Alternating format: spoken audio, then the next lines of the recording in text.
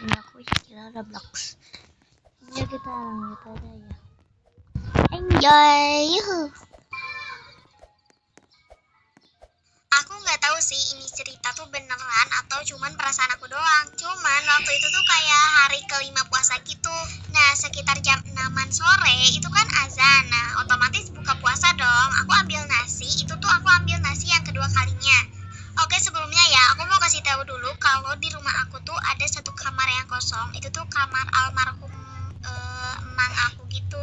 Nah kebetulan posisi meja itu emang deket sama kamar itu. Jadi kayak ini kamar di depannya di pinggir kiri itu tempat magicomnya gitu. Terus juga kebetulan si pintu kamarnya tuh nggak pernah ditutup gitu loh. Jadi selalu kebuka karena emang ada banyak barang-barang juga di dalam. Otomatis waktu aku ambil nasi itu kan kelihatan dong ya di dalam kamar itu. Nah waktu aku ambil nasi baru aja satu siuk terus aku lihat itu mama ngapain masuk ke kamar itu. Setahu aku mama juga takut kalau masuk ke sana teman-teman. Tapi ya aku berpikir positif aja lah ya. Aku kira mungkin mama mau ambil barang atau gimana gitu. Tapi kan itu posisinya maghrib ya. Terus juga nih yang aku lihat itu, aku lihat mama tuh emang udah ada di dalam, cuman mau makin ke dalam gitu loh. Ngerti gak sih? Jadi nggak ada mama yang lewat ke pinggir aku dulu. Karena kan seharusnya nih kalau emang mama yang masuk ke sana, mama tuh harus lewatin aku dulu dong. Dan aku harusnya tahu. Tapi ini aku lihatnya udah kayak mama tuh udah ada di dalam, mau ke makin dalam gitu. Tapi ya udahlah ya, di situ tuh aku nggak terlalu berpikir kemana-mana karena kan niat aku cuma mau ambil nasi ya karena udah kelaparan banget. Nah setelah itu tuh aku balik lagi lah ke ruang tamu ya mau makan juga. Terus tapi aku lihat mama ada di luar. Hayo loh, siapa berarti yang tadi aku lihat di sana? Awalnya aku mikir kayak mungkin mama udah duluan pergi sebelum aku.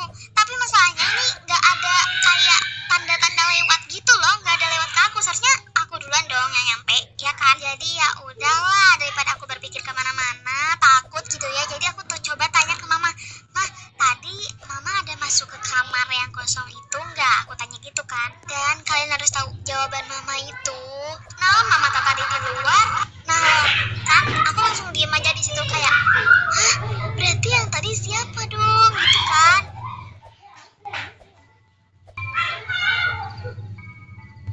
Ini bukan pengalaman aku sih, tapi ini pengalaman kakak pertamaku.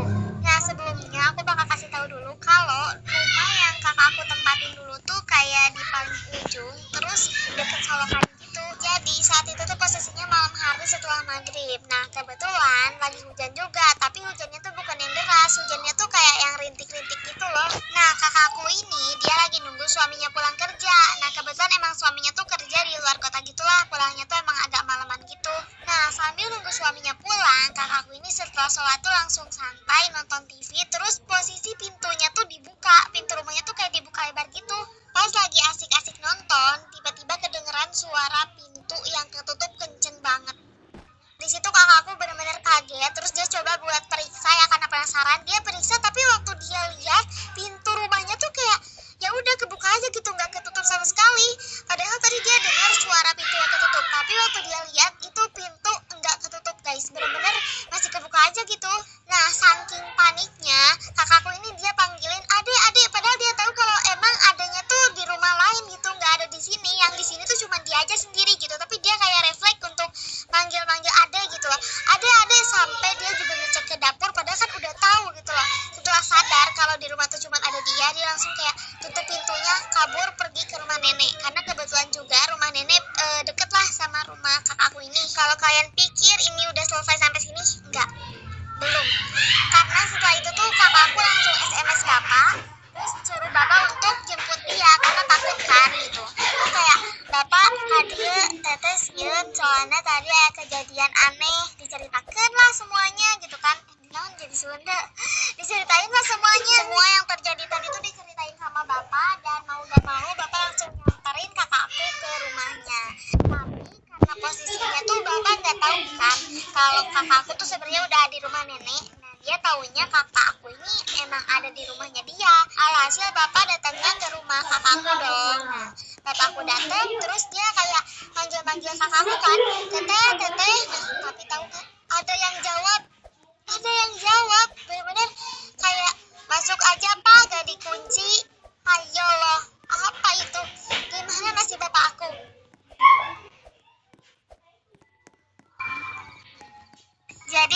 kali ini masih cerita kakakku, tapi kali ini aku bakalan langsung tanya ke kakakku gimana ceritanya.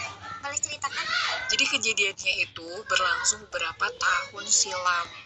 Nah saat itu kebetulan di rumah almarhum nenek itu lagi ada acara kan, jadi otomatis subuh-subuh itu kita sudah beraktivitas, sudah bangun semuanya gitu. Nah karena sudah ada aktivitas, jadi si pintu rumah itu kebuka lah, otomatis dibuka lah, dan di depan pintu rumah itu langsung ada pohon sirsak. Kita yang lagi sibuk menata makanan di meja itu, mata kita itu langsung tertuju ke arah pohon sirsak yang tiba-tiba bergerak sendiri, bergerak seperti terkena angin yang sangat kencang gitu. Jadi si pohonnya itu kayak muter-muter sendiri, sedangkan pohon yang lain itu Aku bilang dulu. Ini aku cerita tuh bukan yang aku nggak cerita, tapi bukan teman juga ya. Ini tuh aku request di YouTube.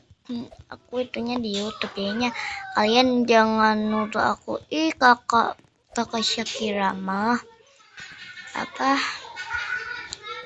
ambil video aku cuma mau video ini subscribernya banyak, kayaknya aku cuma mau itu doang. Kayaknya maaf kalau aku ambil video yang itu nggak tahu ya namanya siapa, lupa lagi. Aku cuma ambil video doang ya, maaf banget kalau aku itu. Belum selesai ya ceritanya, aku tapi matiin dulu. nggak ada yang gerak sama sekali, daunnya sama sekali pada diam.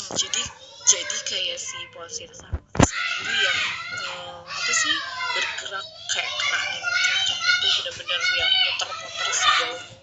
Wah, kok cuma itu doang yang bergerak gitu. Lihat ke sebelahnya yang lain nggak bergerak sama sekali, nggak ketebak angin sama sekali, karena emang nggak ada angin sama sekali. Tiba-tiba muncullah sosok Boleh memang panjang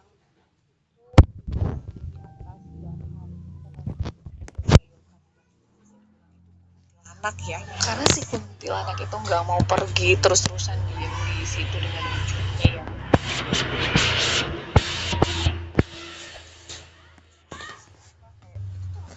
lama nggak mau pergi juga gitu. Udah tutup pintu dan kita tinggalkan lah. Entahlah, dari situ akhirnya memandang azan lah yang akhirnya mengusir si kunti itu. Tiba-tiba nggak ada di pohon itu dan kembali diam gitu. Nah, itu dia cerita dari kakak aku yang tadi. Gimana menurut kalian? Serem banget kan? Oke udah, bye-bye guys. Maaf kalau ceritanya aku itu bangun, semoga ini tapi kita akan bisa box bye.